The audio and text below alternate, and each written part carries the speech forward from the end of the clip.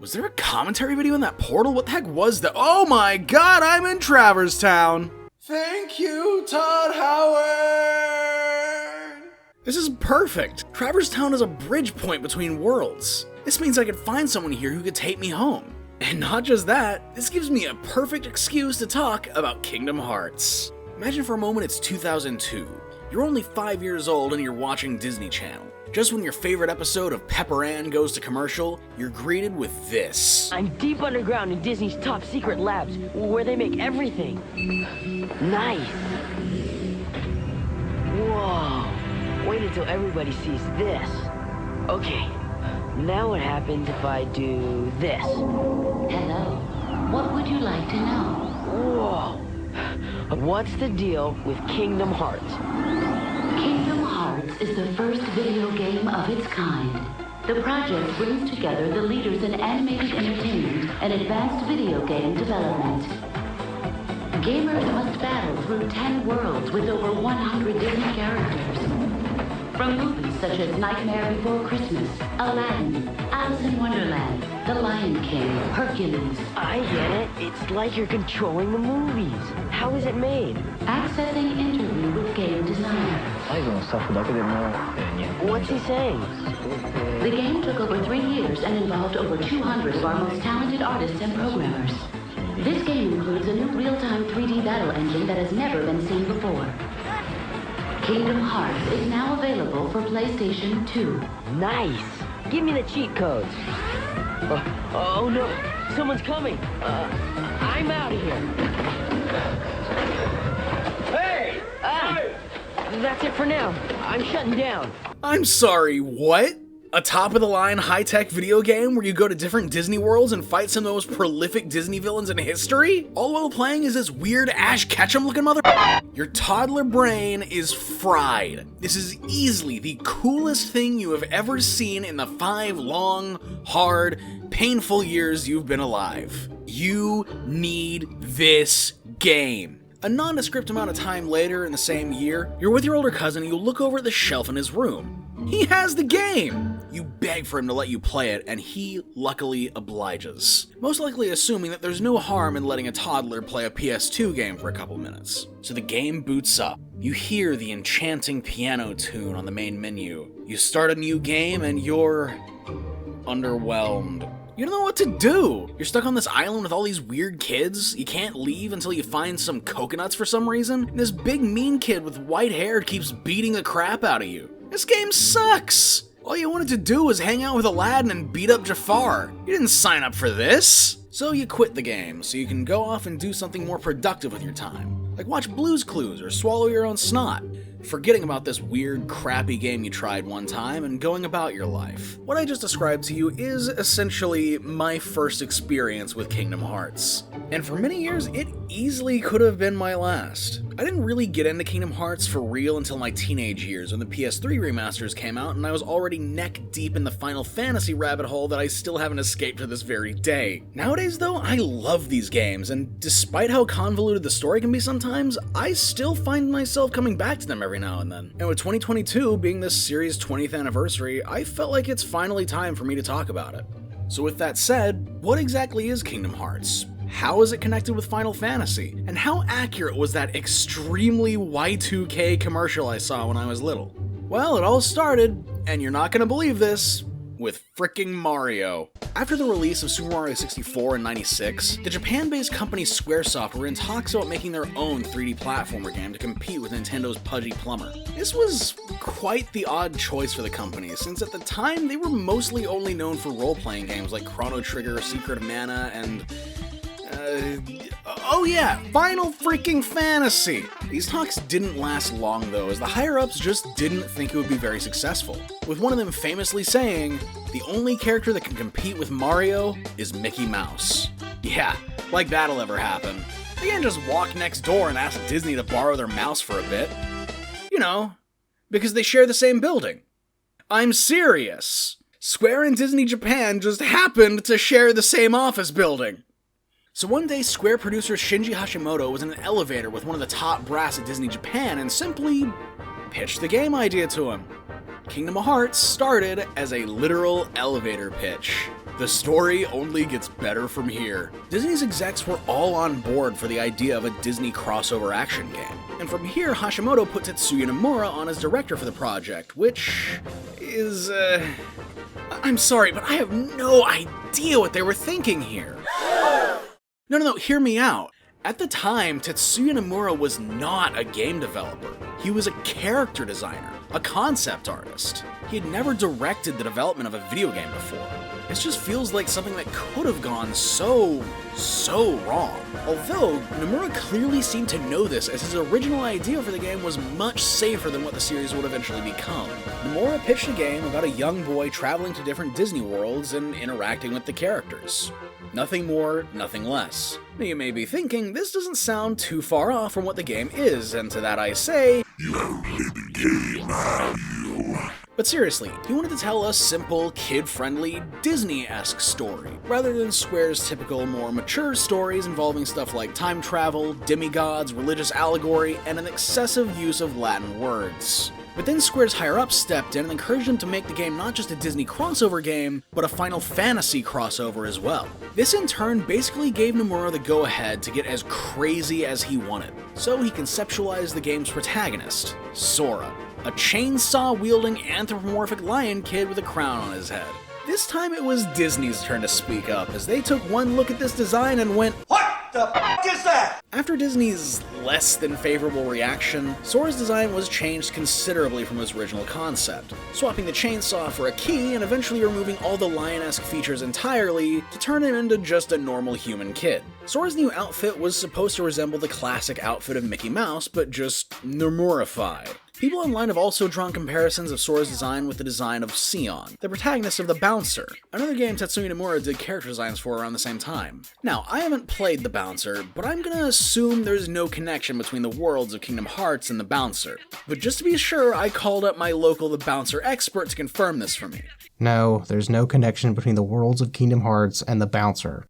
Well, there you have it. That being said, Sora's design isn't the only reference found to the Bouncer in the Kingdom Hearts universe, but I'm getting ahead of myself again. Aside from Sora's design change, Disney was uncharacteristically hands-off throughout this project, basically letting Square do whatever the hell they wanted with their intellectual properties, with only one stipulation.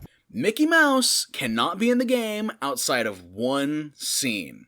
This whole project was started because Square thought the brand power of Mickey Mouse specifically would give them a chance at rivaling Nintendo. And now here Disney is, not letting them use him. The poetic irony is palpable. That being said, on March 28th, 2002, nearly 6 years after this whole scheme was cooked up by a couple businessmen making idle chat in an elevator, Kingdom Hearts was finally released for the PlayStation 2. As I already stated, the moment you boot up this game, the main menu has this melancholic piano music that plays. Not exactly something you'd expect from Disney, but not entirely Final Fantasy either. You hear this music and you just get this feeling like you're gonna experience something powerful. Something totally unique. This game, and every subsequent game, was composed by the brilliant Yoko Shimomura. And fun fact, she also composed the music for Street Fighter 2. I am in love with this woman, you have no idea. When you first start up a new game, you are greeted by this absolute certified banger.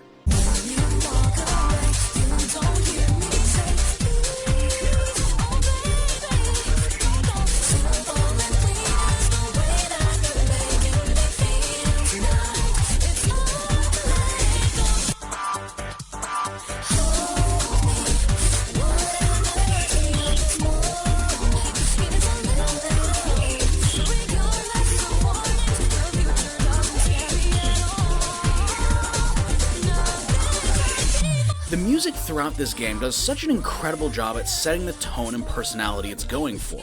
A magical adventure through nostalgic Disney worlds perfectly juxtaposed with the melodrama you expect from a Squaresoft RPG. I could seriously make a whole video gushing about the music itself and how impactful it is, but I should probably move on for now. Kingdom Hearts' story is simultaneously simpler than you would expect and way more complex. Relative to future games where they introduced Organization 13, the Sleeping Worlds, the story starts out relatively simple and clean. I'm sorry, but it's mandatory for every Kingdom Hearts video to have that pun. Usually in my videos, I only describe the setup to the game rather than summarize the whole story, but Kingdom Hearts is a special case considering while, once again, the story is relatively cut and dry, until it's not. So I'll make a compromise. I'm going to explain the story of the first 2 worlds you experience in this game. Because if you think the story of this game's development is bonkers, just you wait.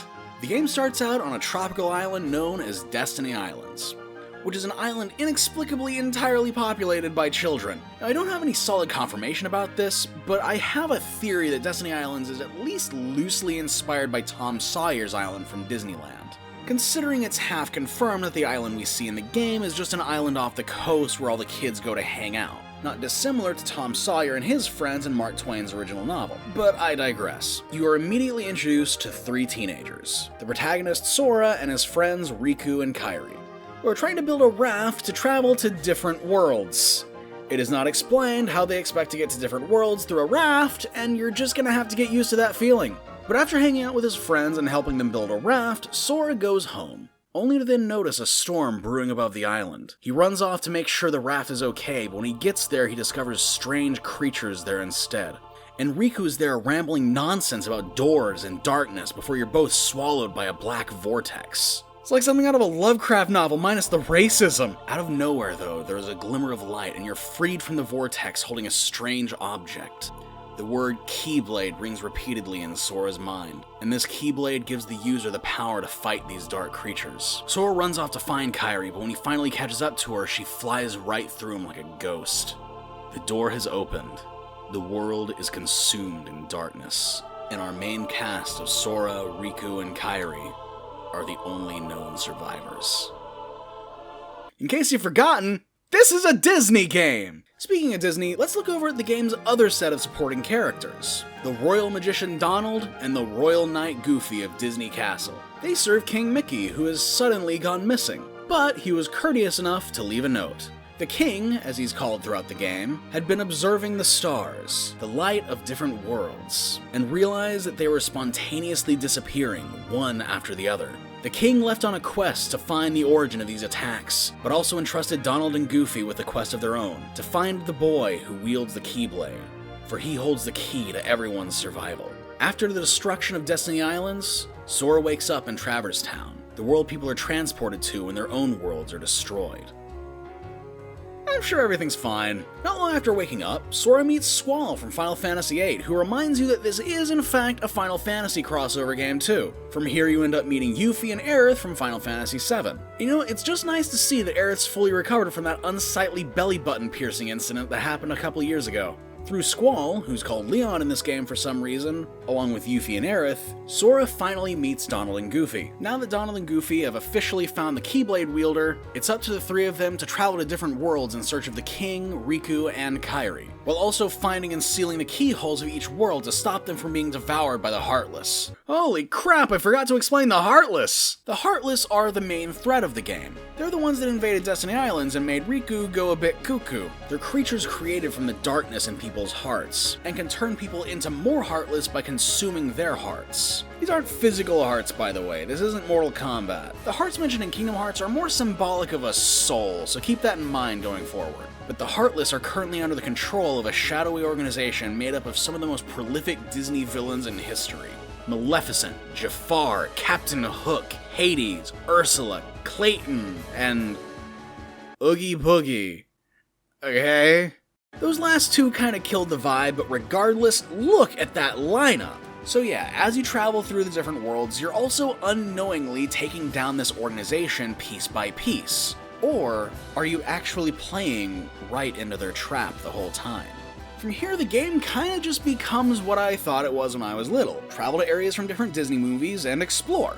That makes this the perfect part of the video to finally talk about the gameplay. Kingdom Hearts is an action RPG with light platforming elements. You lock onto enemies, string together combos that get more complex as you progress through the game, and cast magic spells with different effects to aid you in battle. Donald and Goofy will aid you in combat through most of the game.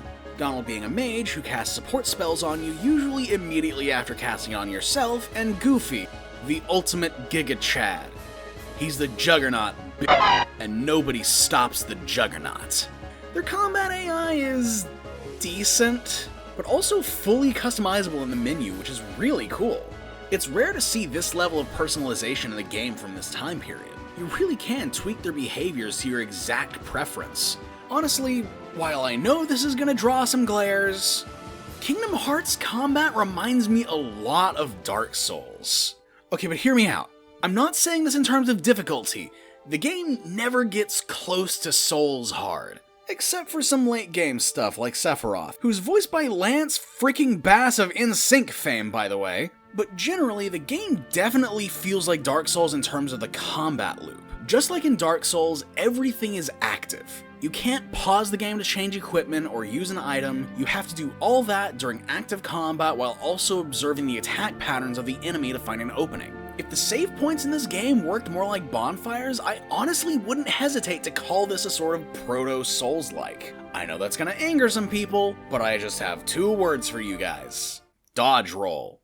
That is all. So I did mention there was platforming in this game, and yep, it's there.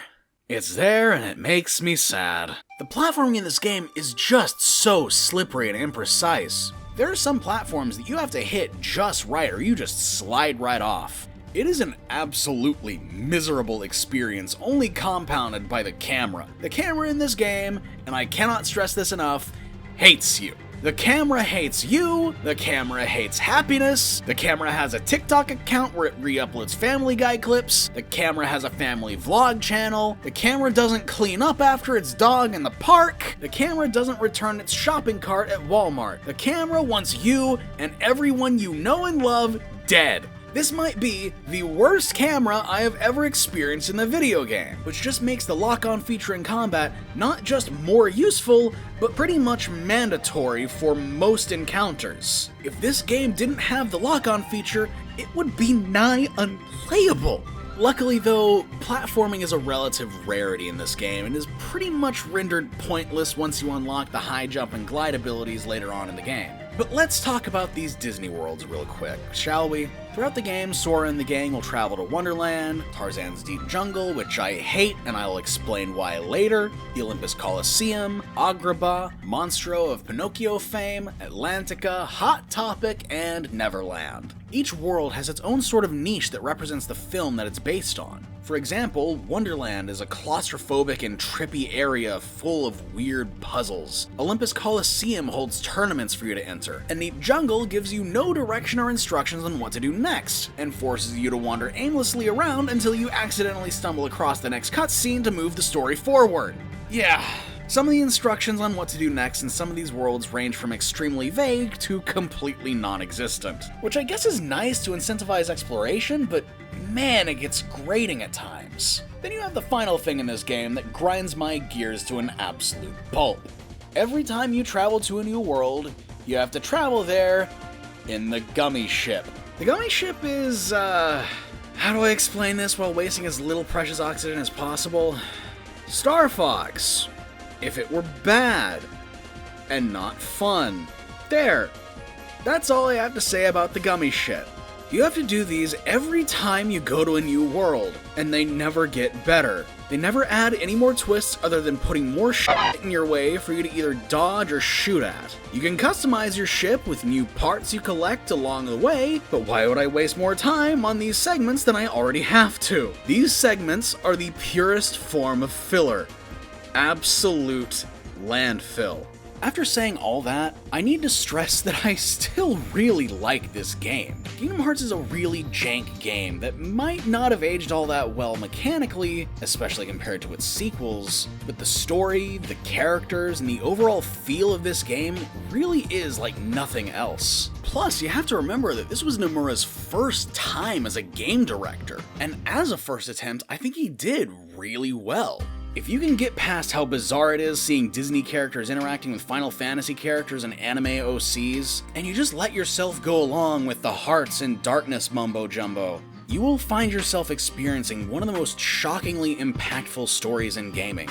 And despite all of its flaws, I completely understand why this game was so well received when it first came out, and why it spurred so many sequels, with so much lore. Oh God, the lore! But, simply put, when it comes to this game, I can't recommend it enough, because if you trudge through the darkness, you'll be rewarded with an abundance of light. Play this game, experience the story, feel the feelings that this game evokes in you, and thank me later. I couldn't help but overhear someone talking about darkness and light. Oh, nice. Okay, so I'm kind of lost and I'm trying to get back home. Do you mind giving me a lift? It appears the key of destiny has intertwined our fates. I can open a doorway, but your head will be stained with a mark of darkness. We will be forced to meet again. So is that a yes or a no? It's strong but foolish. The fate of your heart is unclear. Here a doorway to a world. Be you hurt, be you guiding key. Okay, thanks, bye! Frickin' weirdo. I'm home! I'm actually back home! A crazy hooded guy actually did it! Finally I can sit back and— Pyro, you're back! Get out of my house! Hey there, pyromaniacs. Thanks for watching.